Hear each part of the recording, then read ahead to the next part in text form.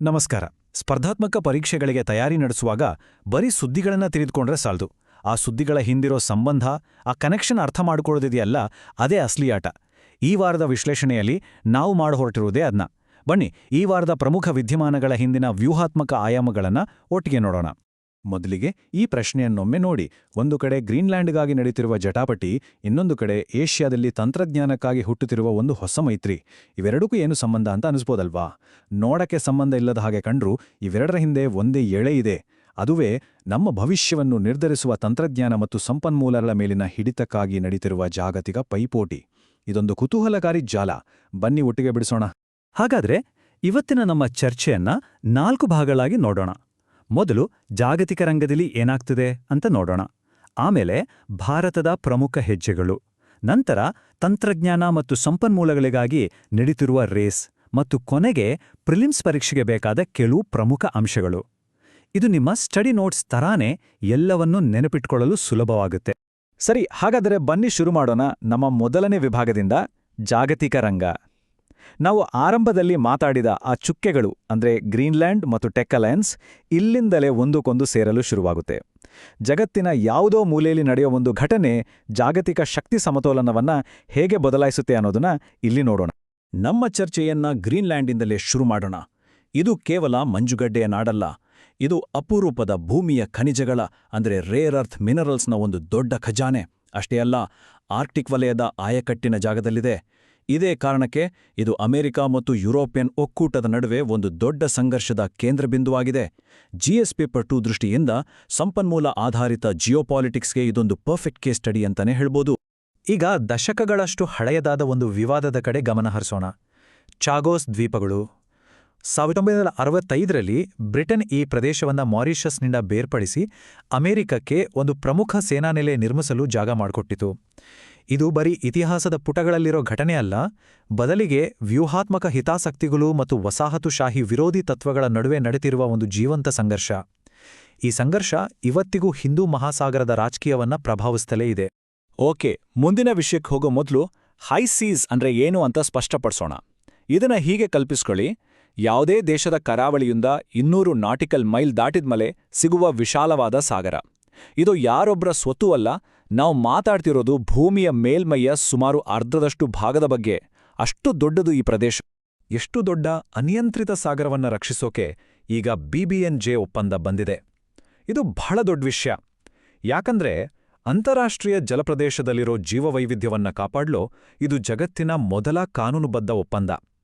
ಇದು UN class ಅಂದ್ರೆ ವಿಶ್ವಸಂಸ್ಥೆಯ ಸಮುದ್ರ ಕಾನೂನಿನ ಅಡಿಯಲ್ಲೇ ಬರುತ್ತೆ. ಇಲ್ಲಿ ಭಾರತದ ವಿಷಯಕ್ಕೆ ಬಂದ್ರೆ ಒಂದು ಇಂಟ್ರೆಸ್ಟಿಂಗ್ ಪಾಯಿಂಟ್ ಇದೆ. ನಾವು ಇದಕ್ಕೆ ಸೈನ್ ಮಾಡಿದೀವಿ, ಅಂದ್ರೆ ನಮ್ಮ ಕಮಿಟ್ಮೆಂಟ್ ತೋರಿಸಿದೀವಿ. ಆದ್ರೆ ಇದನ್ನ ಇನ್ನೂ ಅಧಿಕೃತವಾಗಿ ರಾಟಿಫೈ ಅಂದ್ರೆ ಅನುಮೋದಿಸಿಲ್ಲ. ಈಗ ಬ್ರಿಕ್ಸ್ ಗುಂಪಿನ ಕಡೆ ನೋಡೋಣ. ಇತ್ತೀಚೆಗೆ ಚೀನಾದ ನೇತೃತ್ವದಲ್ಲಿ ವಿಲ್ ಫಾರ್ ಪೀಸ್ 2026 ಅಂತ ಒಂದು ನೌಕಾ ಸಮರಾಭ್ಯಾಸ ನಡೀತು. ಆದ್ರೆ ಭಾರತ ಅದರಿಂದ ದೂರ ಉಳ್ಕೊಂಡಿದೆ. ರಷ್ಯಾ ಮತ್ತು ದಕ್ಷಿಣ ಆಫ್ರಿಕಾದಂತಹ ಇತರ ಬ್ರಿಕ್ಸ್ ರಾಷ್ಟ್ರಗಳು ಭಾಗವಹಿಸಿದ್ವು. ಇದು ಅಧಿಕೃತ ಬ್ರಿಕ್ಸ್ ಕಾರ್ಯಕ್ರಮ ಅಲ್ಲ, ನಿಜ. ಆದರೂ ಭಾರತದ ಗೈರು ಹಾಜರಿ ಬಹಳಷ್ಟು ಹೇಳುತ್ತೆ. ಭಾರತದ ಈ ನಡೆ ಹಿಂದೆ ದೊಡ್ಡ ವ್ಯೂಹಾತ್ಮಕ ಲೆಕ್ಕಾಚಾರ ಇದೆ. ವಿಸ್ತರಿಸಿದ ಈ ಗುಂಪಿನೊಳಗಿನ ಸಂಬಂಧಗಳು ಹೇಗೆ ಬದಲಾಗ್ತಿವೆ ಅನ್ನೋದಕ್ಕೆ ಇದು ಒಂದು ಸೂಚನೆ. ಸರಿ, ಜಾಗತಿಕ ರಂಗದಿಂದ ಈಗ ನೇರವಾಗಿ ಭಾರತದ ಕಡೆಗೆ ಝೂಮ್ ಇನ್ ಮಾಡೋಣ.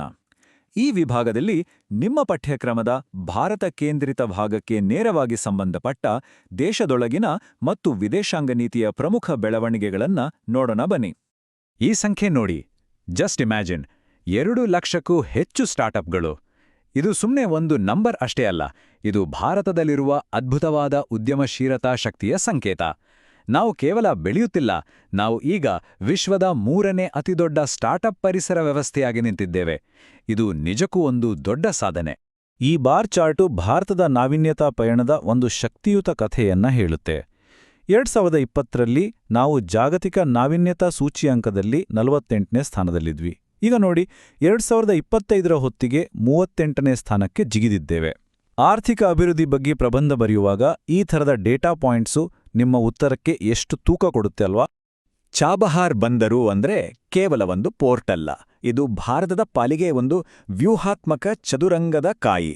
ಇರಾನಿನಲ್ಲಿರುವ ಈ ಬಂದರು ಪಾಕಿಸ್ತಾನವನ್ನ ಸಂಪೂರ್ಣವಾಗಿ ಬೈಪಾಸ್ ಮಾಡಿ ಮಧ್ಯ ಏಷ್ಯಾ ಮತ್ತು ಅಫ್ಘಾನಿಸ್ತಾನಕ್ಕೆ ನಮಗೆ ಒಂದು gateway ತೆರೆಯುತ್ತೆ.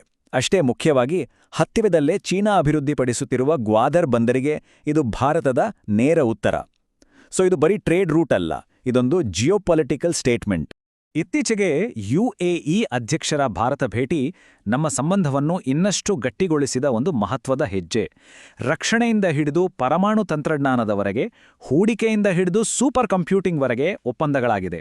So comprehensive strategic partnership ಅಂತ ಪೇಪರ್ನಲ್ಲಿ ಓದ್ತೀವಲ್ಲ, ಅದರ ನಿಜವಾದ ಅರ್ಥ ಅಂದರೆ ಇದು. ಈಗ ಭವಿಷ್ಯದತ್ತ ಮುಖ ಮಾಡೋಣ. ನಾವು ನೋಡಕ್ ಹೊರಟಿರೋದು ನಾಳೆಯ ಜಗತ್ತನ್ನ ನಿರ್ಧರಿಸುವ ವಿಷಯಗಳನ್ನ. ತಂತ್ರಜ್ಞಾನ ಮತ್ತು ಸಂಪನ್ಮೂಲಗಳಿಗಾಗಿ ನಡೀತಿರುವ ಪೈಪೋಟಿ. ಇವು ಕೇವಲ ಕುತೂಹಲಕಾರಿ ವಿಷಯಗಳಲ್ಲ, ಮುಂದಿನ ದಶಕಗಳಲ್ಲಿ ಯಾರು ಜಾಗತಿಕ ನಾಯಕರು ಅನ್ನೋದನ್ನು ನಿರ್ಧರಿಸುವ ಕ್ಷೇತ್ರಗಳಿವು. ಮೊದಲು ಈ ಹೊಸ ಪದವನ್ನು ಅರ್ಥ ಮಾಡ್ಕೊಳ್ಳೋಣ. Pax silica. ಪ್ಯಾಕ್ಸ್ ಅಂದ್ರೆ ಲ್ಯಾಟಿನ್ ಭಾಷೆಯಲ್ಲಿ ಶಾಂತಿ. ಸಿಲಿಕಾ ಅಂದ್ರೆ ಸಿಲಿಕಾನ್, ಅಂದ್ರೆ ನಮ್ಮೆಲ್ಲ ಗ್ಯಾಜೆಟ್ಗಳ ಮೆದುಳಾದ ಸೆಮಿಕಂಡಕ್ಟರ್ ಚಿಪ್ಸ್. ಒಟ್ನಲ್ಲಿ ಹೇಳೋದಾದ್ರೆ, ನಮ್ಮ ಆಧುನಿಕ ಜಗತ್ತು ನಿಂತಿರೋ ಚಿಪ್ಸ್ ಮತ್ತು ಅದಕ್ಕೆ ಬೇಕಾದ ಖನಿಜಗಳ ಪೂರೈಕೆ ಸರಪಳಿಯನ್ನ ಭದ್ರಪಡಿಸುವ ಮೂಲಕ ಒಂದು ತಾಂತ್ರಿಕ ಶಾಂತಿಯನ್ನು ಸ್ಥಾಪಿಸುವ ಅಮೆರಿಕ ನೇತೃತ್ವದ ಒಂದು ಉಪಕ್ರಮವಿದು. ಹಾಗಾದ್ರೆ ಈ ಪ್ಯಾಕ್ಸ್ ಸಿಲಿಕಾ ಅನ್ನೋ ಐಡಿಯಾ ಯಾಕೆ ಬಂತು? ಇದರ ಹಿಂದೆ ಇರೋದು ಒಂದೇ ಒಂದು ದೊಡ್ಡ ಕಾರಣ: ಚೀನಾ. ಸೆಮಿಕಂಡಕ್ಟರ್ಗಳ ತಯಾರಿಕೆಗೆ ಅತ್ಯಗತ್ಯವಾಗಿ ಬೇಕಾದ ರೇರ್ ಅರ್ತ್ ಎಲಿಮೆಂಟ್ಸ್ ಪೂರೈಕೆ ಸರಪಳಿಯ ಮೇಲೆ ಚೀನಾದ ಅಗಾಧ ಹಿಡಿತ ಇದೆ. ಈ ಅವಲಂಬನೆಯನ್ನು ಕಡಿಮೆ ಮಾಡೋದೇ ಇದರ ಮುಖ್ಯ ಉದ್ದೇಶ. ಇದಕ್ಕಾಗಿ ಒಂದೇ ಮನಸ್ಥಿತಿಯ ರಾಷ್ಟ್ರಗಳ ಒಂದು ಮೈತ್ರಿಕೂಟ ರಚಿಸಿ AI ಮತ್ತು ಸೆಮಿಕಂಡಕ್ಟರ್ ತಂತ್ರಜ್ಞಾನದಲ್ಲಿ ಸಹಕರಿಸುವುದು ಇದರ ಹಿಂದಿನ ಪ್ಲಾನ್. ಈಗ ಭಾರತದಿಂದ ಬಂದಿರೋ ಒಂದು ಅದ್ಭುತ ತಾಂತ್ರಿಕ ಪ್ರಗತಿಯತ್ತ ನೋಡೋಣ. ನಮ್ಮ ಸಂಶೋಧಕರು ಡಿಸೋಬೈಂಡ್ ಅನ್ನೋ ಒಂದು AI ಚಾಲಿತ ಉಪಕರಣವನ್ನು ಅಭಿವೃದ್ಧಿಪಡಿಸಿದ್ದಾರೆ. ಯಾವುದೇ ನಿರ್ದಿಷ್ಟ ಆಕಾರ ಇಲ್ಲದೆ ಸದಾ ಬದಲಾಗುತ್ತಲೇ ಇರುವ ಪ್ರೋಟೀನ್ಗಳನ್ನ ಕಲ್ಪಿಸ್ಕೊಳ್ಳಿ. ಇವಕ್ಕೆ IDP ಅಂತ ಕರೀತಾರೆ. ವಿಜ್ಞಾನಿಗಳಿಗೆ ಇವುಗಳ ಅಧ್ಯಯನ ಮಾಡೋದು ಬಹಳ ಕಷ್ಟ. ಆದರೆ ಈ ಡಿಸೋಬೈಂಡ್ ಉಪಕರಣ ಈ ಆಕಾರ ಬದಲಾಯಿಸೋ ಪ್ರೋಟೀನ್ಗಳು ಹೇಗೆ ಕೆಲಸ ಮಾಡ್ತವೆ ಎಂಬುದನ್ನು ಊಹಿಸಬಲ್ಲದು. ಅಲ್ಝೈಮರ್, ಕ್ಯಾನ್ಸರ್ನಂತಹ ರೋಗಗಳ ಅಧ್ಯಯನದಲ್ಲಿ ಇದೊಂದು ಗೇಮ್ ಚೇಂಜರ್ ಆಗಬಹುದು. ಫುಕುಶಿಮಾ ದುರಂತದ ನಂತರ ಜಪಾನ್ ನ್ಯೂಕ್ಲಿಯರ್ ಪವರ್ಗೆ ಗುಡ್ ಬೈ ಹೇಳತ್ತೆ ಅಂತಾನೆ ಎಲ್ಲರೂ ಅಂದ್ಕೊಂಡಿದ್ರು. ಆದರೆ ಈಗ ನೋಡಿ, ಸೀನ್ ಪೂರ್ತಿ ಚೇಂಜ್ ಆಗಿದೆ. ಅವರು ವಿಶ್ವದ ಅತಿದೊಡ್ಡ ಪರಮಾಣು ವಿದ್ಯುತ್ ಸ್ಥಾವರವಾದ ಕಾಶಿವಾಜಾಕಿ ಕರಿವಾವನ್ನು ಮತ್ತೆ ಶುರು ಮಾಡಿದ್ದಾರೆ. ಅವರ ಗುರಿ ಏನು? 2040ರ ವೇಳೆಗೆ ತಮ್ಮ ದೇಶದ 20% ವಿದ್ಯುತ್ತನ್ನು ಪರಮಾಣು ಶಕ್ತಿಯಿಂದಲೇ ಪಡೆಯುವುದು. ಒಂದು ದೇಶದ ಇಂಧನ ನೀತಿ ಸುರಕ್ಷತೆ ಮತ್ತು ಅವಶ್ಯಕತೆಗಳಿಗೆ ತಕ್ಕಂತೆ ಹೇಗೆ ಬದಲಾಗಬಹುದು ಅನ್ನೋದಕ್ಕೆ ಇದೊಂದು ಅತ್ಯುತ್ತಮ ಉದಾಹರಣೆ. ಆಲ್ರೈಟ್, ಈಗ ಫೈನಲ್ ರೌಂಡ್. ಪ್ರಿಲಿಮ್ಸ್ಗೆ ಅಂತಾನೆ ಇರೋ ಕೆಲವು ಫ್ಯಾಕ್ಟ್ಸ್ ಕ್ವಿಕ್ಕಾಗಿ ನೋಡ್ಕೊಂಬರೋಣ ಬನ್ನಿ. ಈ ಇಂಡೆಕ್ಸ್ ಬಗ್ಗೆ ನೆನ್ಪಿಟ್ಕೊಳ್ಳಿ. ಜವಾಬ್ದಾರಿಯುತ ರಾಷ್ಟ್ರಗಳ ಸೂಚ್ಯಂಕ ಅಥವಾ RNI. ಇದರ ಸ್ಪೆಷಾಲಿಟಿ ಏನು ಅಂದ್ರೆ, ಇದು ಬರೀ GDP ನೋಡುವುದಿಲ್ಲ, ನೈತಿಕ ಆಡಳಿತ ಮತ್ತು ಸಾಮಾಜಿಕ ಯೋಗಕ್ಷೇಮದಂತಹ ವಿಷಯಗಳ ಆಧಾರದ ಮೇಲೆ ದೇಶಗಳನ್ನ ಅಳೆಯುತ್ತೆ. ಇದರಲ್ಲಿ ಭಾರತ 16ನೇ ಸ್ಥಾನ ಪಡೆದಿರುವುದು ಒಂದು ಕುತೂಹಲಕಾರಿ ಅಂಶ. ಪರೀಕ್ಷೆಯಲ್ಲಿ ಕೇಳಬಹುದು. ಈ ಎರಡೂ ಅವಾರ್ಡ್ಸ್ ಮಧ್ಯೆ ಕನ್ಫ್ಯೂಸ್ ಆಗ್ಬೇಡಿ. ಸಿಂಪಲ್ ಆಗೇ ನೆನ್ಪಿಟ್ಕೊಳ್ಳಿ. ಸುಖಾತ್ಮೆ ಅಂದ್ರೆ ಸ್ಟ್ಯಾಟಿಸ್ಟಿಕ್ಸ್ ಅಂದ್ರೆ ಅಂಕಿಅಂಶ, ಇಂದಿರಾ ಗಾಂಧಿ ಅಂದ್ರೆ ಪೀಸ್ ಅಂದ್ರೆ ಶಾಂತಿ ಅಷ್ಟೇ. ಪರೀಕ್ಷೆಯಲ್ಲಿ ಇವುಗಳ ನಡುವಿನ ವ್ಯತ್ಯಾಸವನ್ನು ಕೇಳಿದರೆ ನಿಮ್ಗೆ ಉತ್ತರ ಗೊತ್ತಿರುತ್ತೆ. ಇವತ್ತು ನಾವು ಸಮುದ್ರದ ಆಳದಿಂದ ಹಿಡಿದು ತಂತ್ರಜ್ಞಾನದ ಎತ್ತರದವರೆಗೆ ಜಗತ್ತಿನ ಮೂಲೆ ಮೂಲೆಯನ್ನ ಸುತ್ತಿ ಬಂದಿದ್ದೇವೆ. ಇವೆಲ್ಲವೂ ನಮ್ಮನ್ನು ತಂದು ನಿಲ್ಲಿಸೋದು ಒಂದೇ ಒಂದು ದೊಡ್ಡ ಪ್ರಶ್ನೆಯ ಮುಂದೆ. ಜಾಗತಿಕ ಶಕ್ತಿ ಸಮೀಕರಣಗಳು ಬದಲಾಗ್ತಿರುವ ಈ ಹೊತ್ತಿನಲ್ಲಿ ಮುಂದಿನ ದಶಕದಲ್ಲಿ ಭಾರತದ ಪಥವನ್ನ ಯಾವುದು ಹೆಚ್ಚು ನಿರ್ಧರಿಸುತ್ತದೆ? ಸಮುದ್ರಕ್ಕಾಗಿ ಹೊಸ ಒಪ್ಪಂದವೇ, ತಂತ್ರಜ್ಞಾನಕ್ಕಾಗಿ ಮೈತ್ರಿಯೇ, ಅಥವಾ ಪರಮಾಣು ಶಕ್ತಿಗೆ ಹೊಸ ಉತ್ತೇಜನವೇ? ಇದರ ಬಗ್ಗೆ ಯೋಚಿಸಿ. ಈ ಪರೀಕ್ಷೆಯಲ್ಲಿ ನಿಮ್ಮ ಜ್ಞಾನದ ಜೊತೆಗೆ ಯಾವ ಪ್ರಶ್ನೆಗೆ ಆನ್ಸರ್ ಮಾಡಬೇಕು, ಯಾವುದನ್ನ ಬಿಡ್ಬೇಕು ಅನ್ನೋ ಸ್ಟ್ರಾಟಜಿ ಕೂಡ ಅಷ್ಟೇ ಮುಖ್ಯವಾಗುತ್ತೆ. ಹೀಗೆ ಇಷ್ಟೆಲ್ಲ ಚಾಲೆಂಜ್ಗಳಿರ್ಬೇಕಾದ್ರೆ ಒಂದು ಸರಿಯಾದ ಗೈಡೆನ್ಸ್ ಇದ್ರೆ ತುಂಬಾ ಹೆಲ್ಪ್ ಆಗುತ್ತೆ ಅಲ್ವಾ? ಈ ಕಷ್ಟದ ಜರ್ನಿಯಲ್ಲಿ ಆಕಾಂಕ್ಷಿಗಳಿಗೆ ಸಹಾಯ ಮಾಡೋಕಂತಾನೆ ಕೆಲವು ಸಂಸ್ಥೆಗಳಿವೆ. ಅವುಗಳಲ್ಲಿ ಒಂದ್ರ ಬಗ್ಗೆ ಈಗ ತಿಳ್ಕೊಳ್ಳೋಣ. ಇದುವೇ ನರೇನ್ ಅಕಾಡೆಮಿ, ಕರ್ನಾಟಕದ ಬ್ರಹ್ಮಾವರದಲ್ಲಿದೆ. ಇದೊಂದು ಸಾಮಾಜಿಕ ಸಂಸ್ಥೆ. ಇದರ ಮುಖ್ಯ ಉದ್ದೇಶವೇ ಸಿವಿಲ್ ಸರ್ವಿಸ್ ಆಸ್ಪಿರೆಂಟ್ಸ್ಗೆ ಒಳ್ಳೆ ತರಬೇತಿ ಕೊಡೋದು. ಇಲ್ಲಿ ಗೈಡೆನ್ಸ್ ಕೊಡೋರರ ಸ್ಪೆಷಾಲಿಟಿ ಏನ್ ಗೊತ್ತಾ? ಇಡೀ ತಂಡವೇ ಅನುಭವಿಗಳಿಂದ ಕೂಡಿದೆ. ಇಲ್ಲಿ ನಿವೃತ್ತ ಸರ್ಕಾರಿ ಅಧಿಕಾರಿಗಳಿದ್ದಾರೆ, ಯೂನಿವರ್ಸಿಟಿ ಪ್ರೊಫೆಸರ್ಗಳಿದ್ದಾರೆ, ಹಿಸ್ಟ್ರಿ, ಪಾಲಿಟಿ, ಎಥಿಕ್ಸ್ ಹೀಗೆ ಬೇರೆ ಬೇರೆ ಸಬ್ಜೆಕ್ಟ್ ಎಕ್ಸ್ಪರ್ಟ್ಸ್ ಇದ್ದಾರೆ. ಇದ್ರಿಂದ ಏನಾಗತ್ತೆ ಅಂದ್ರೆ ಆಕಾಂಕ್ಷಿಗಳಿಗೆ ಬರೀ ಥಿಯರಿ ನಾಲೆಜ್ ಅಷ್ಟೇ ಅಲ್ಲ, ಪ್ರಾಕ್ಟಿಕಲ್ ಅನುಭವದ ಲಾಭ ಕೂಡ ಸಿಗುತ್ತೆ. ಇವತ್ತಿನ ಫಾಸ್ಟ್ ಜಗತ್ತಿಗೆ ತಕ್ಕ ಹಾಗೆ ಈ ಅಕಾಡೆಮಿ ಒಂದು ಫ್ಲೆಕ್ಸಿಬಲ್ ಆಪ್ಷನ್ ಕೊಡುತ್ತೆ. ಅದೇ ಸ್ಟಡಿ ಫ್ರಮ್ ಯೋರ್ ಹೋಮ್, ಅಂದರೆ ನಿಮ್ಮ ಮನೆಯಿಂದಲೇ ಕಲಿಯೋ ಅವಕಾಶ.